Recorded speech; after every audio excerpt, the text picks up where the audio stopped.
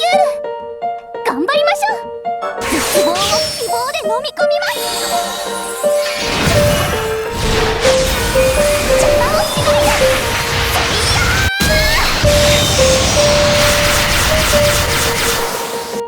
Hi everyone, this is Chronicle. I'm going to showcase this Hercule.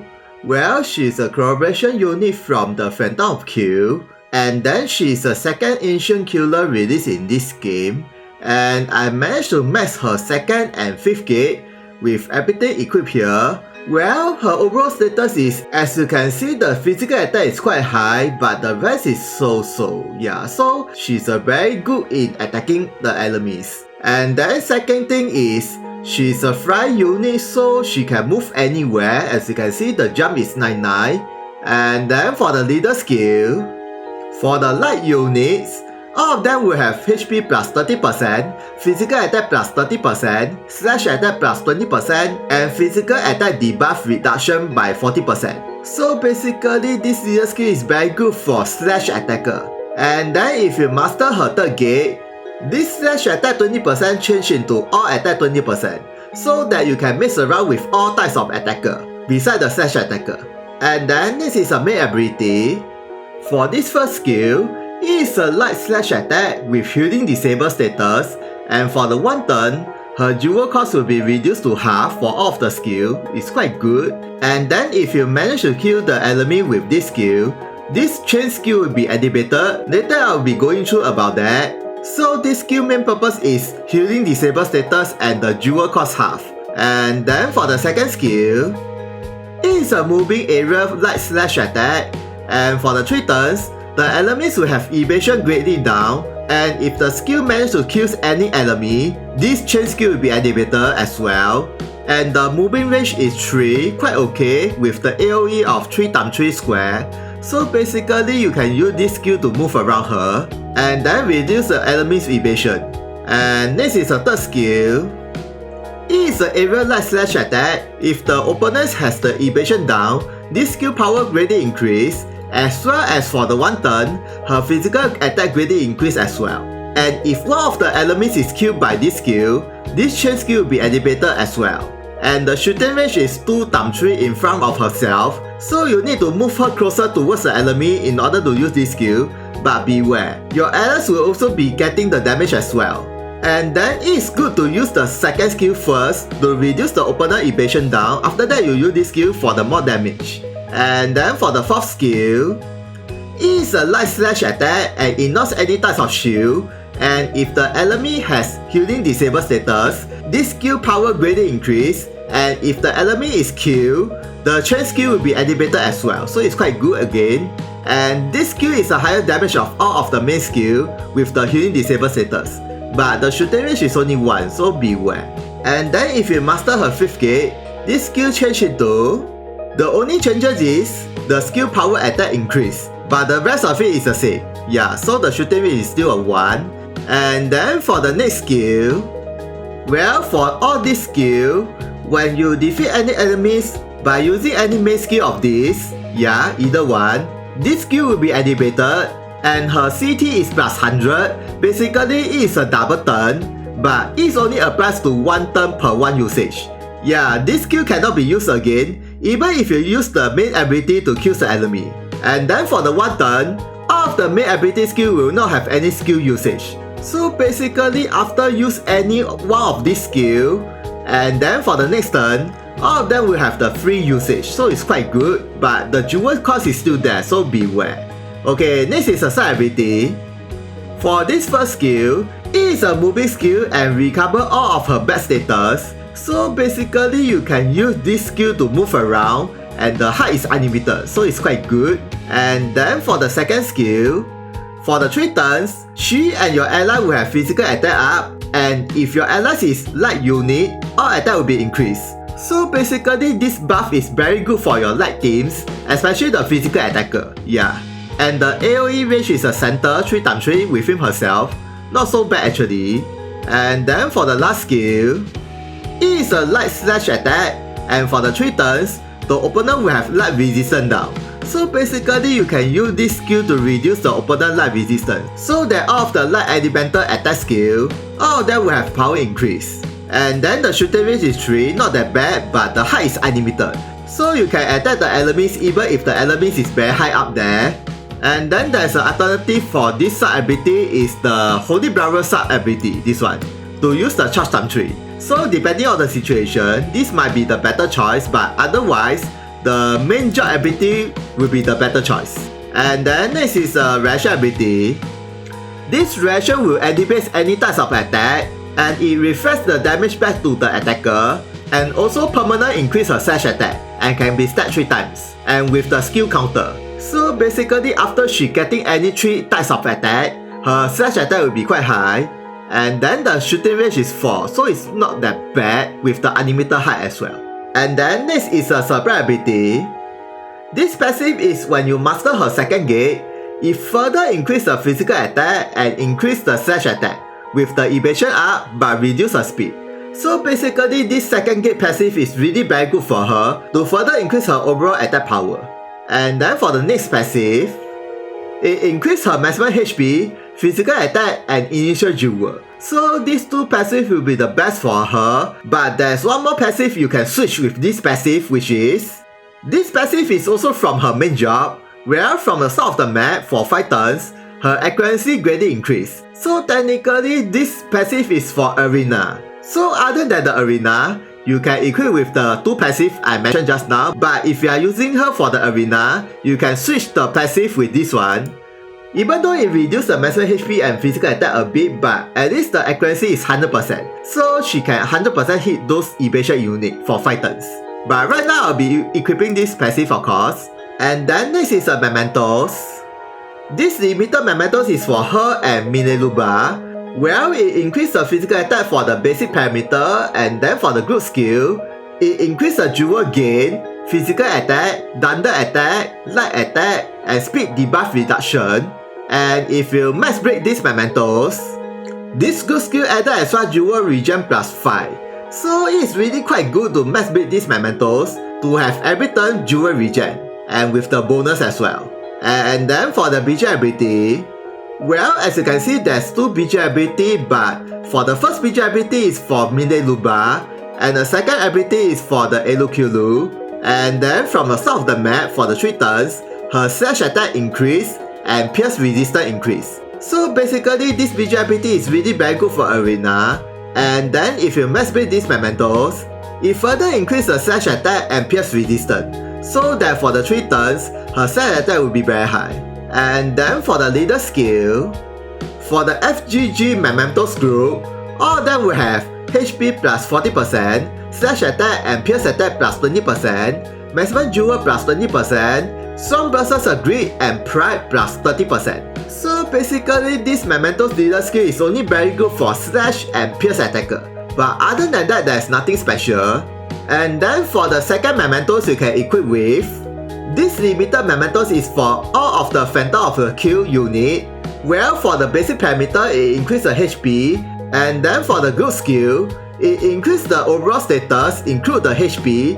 So basically this is only the status up, without any BJ ability skill with the BJ ability max bonus. And then if you max break these mementos, this group skill added extra jewel gain. So it further increases the jewel gain, so it's not so bad with the speed plus 10.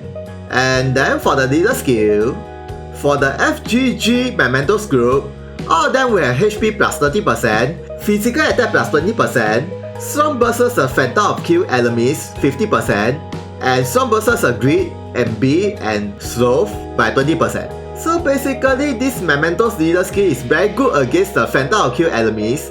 Other than that, it's really nothing much. And of course, if you don't have these mementos, you can use these mementos. This is a free mementos you can get from the Phantom of Kill event, but you only increase the magic attack and fire resistance. Yeah, so it's really nothing much, but it's better than nothing. And then this is a gears. This free weapon you can get from the Phantom of Kill ES quest, I think it's number 13, and it increases the physical attack, by status resistance, and single attack up. So this weapon is quite good as a free weapon, because everybody can be equipped for the status up. And then for the weapon ability is, it is a 7 hit light slash attack, and then if her HP is 100%, this skill will be activated as a chain combo, and the shooting range is 3, not really that bad, so it's best to use this skill when her HP is 100%. And then for the chain skill, it is an area light slash attack, and the damage will further increase when the small enemy is within the AoE. So make sure there's a lot of enemy is within the target opponent, so the overall damage will be quite high. Okay, for the next skill, this accessory you can get from her mementos. Well, it increases the maximum HP, initial duel, slash attack up, and pierce attack up. But since she's a slash attacker, so this pierce attack up is not for her, it's for Mineluba. And then for the weapon ability is, when she defeats any enemy, her physical attack and speed permanently increase and can be stacked 10 times. So basically this weapon ability is quite good when there's a lot of enemy is within the map, but it's not really that good for arena since the arena is only 3 units. Yeah, and at least the raid boss, sometimes you can encounter about 5 to 6 units, but best is a hell quest where there's a lot of enemies, so that after 10 kills, her physical attack and speed will be quite high. And then if you don't have this accessory, you can switch to this armor you can get from the Phantom Kill event. Well, you also increase the HP and greatly increase the physical defense, magic defense, but reduce the evasion. But anyway, she doesn't need any evasion, so it's okay. And then you can use the weapon ability. It's a shield that reduces all types of damage, but it's only for one time, so beware. Or maybe there's one more armor you can consider. This armor you can get from the tutorial quest. Well, you also increase the HP and jewel gain. But the best part is the weapon ability. It's a HP regen. So basically for the second slot, anything that is increase the HP and something will be good enough. And then for the next skill, this accessory you can get from the another limited mementos from the Phantom Kill, and it increase the speed or elemental attack up and stop resistance. So it's not that bad. And then you can use this weapon ability, which is she will recover her HP by percentage. So basically this skill is an emergency skill. And then if you don't have this accessory, you can switch to this accessory you can get from the Tamamo free mementos from her Job Plus event. Well, you also increase the speed and then with the maximum jewel and luck. So it's also very good for her to increase the speed plus 10. And there's one more alternate choice will be this accessory you can get from the Attack of Titans collaboration event, and it also increases the speed and with the slash attack and strong versus a giant. So if you are fighting against a giant unit, this is one of the best free accessory you can get from the Attack of Titans. Or any accessory that's increased her speed will be good enough. And then next is, okay, these are the runes that are equipping for her. Well, basically it increases the physical attack. Yeah, quite a lot with the slash plus 15 overall. And then with the set bonus of physical attack plus 10% and with the single attack plus 5. So I think these two will be the best for her since she doesn't even need the accuracy up because of the passive that increase the accuracy for 5 turns. And then next is, okay, I'm going to test out at the trading arena. Let's see how powerful she really is as an attacking unit. Okay, let's go. Okay, let's check her status first. Well, with this leader skill, her HP is more than 10k, not bad. And the physical attack is about 2k. And then right now for the first try, I remove her mementos because it increased the slash attack. So I will try with the normal attack without the slash attack up everything. Okay, not bad, quite high. And 6.2k, okay. And next is the first skill. Okay, with the healing disable, about 12k, not bad. And how about this skill? It's a moving skill. Let's see the damage. Okay, about 8k and somewhere. And then next is a third skill. This one is an area attack. Okay, about 10 point something. And for the last skill, should be the highest damage of all. Ooh, 14k, not bad. And then for side ability, this skill, well, nothing much, since it reduced the light resistance. And how about the master ability? For her main weapon ability, let's see the damage. Okay, 9.2k and about 12k. And with the chain combo, let's see the damage, how much? Okay, a lot of hit, and then okay, 8k, not bad actually. Okay, next is if the opponent has the evasion down and healing disable status, let's see this skill damage increased by how much. Okay, let's go. Okay, let's see the third skill's damage increased by how much. Okay, some bit I think. And near 16k. And how about this skill? About 17.5k. 20.5k. Quite good actually. And then next is if she has a slash attack up permanent increase. Let's see all of the skill damage increased by how much. Okay, let's go. Okay, let's see the normal attack first. Not bad. And okay. And how about the first skill? Well, about 13k and 16k. Okay. Okay, how about the third skill? 17k and 19.5k. Not bad. And then for the fourth skill, okay, about 22.5k and 25.5k. Not bad. How about the side ability? This one should be nothing much. And this one, okay. Lastly is the master ability, this one. 13k, 15k, okay. Okay, let's see the chain skill damage. Oh, and 10k.8, not bad actually. And then for the second skill damage, about 11k and something, not really that bad as well. Okay, next is if she has a physical attack up, and then with the all attack up, and if the opponent has the light resistance down, let's see her overall damage increased by how much for all of the skill. Okay, let's go. Okay, let's check her status first.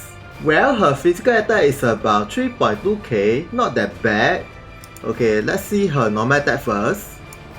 About 14.5k and 16k, not bad. How about the first skill? 25k, 29k, okay. And how about this one? 30k and 34k, quite good. How about this? Near 40k and near 45k, okay, quite nice. How about the side ability? This one, 18k and 21k, not bad. And the master ability, this one, 24.5k and 29k. And then lastly is area attack. Let's see the damage. About 22k and 25k, not that bad. And then lastly is I'm going to equip her with the mementos, with the pierce attack up for the 3 turns, and I'm going to use the Holy Barrier charge time 3. Let's see the total power increase by how much, but without any evasion down and healing disable status. Okay, let's go. Okay, let's see her status first. Okay, for the 1 turn, the physical attack is this high, not really that bad.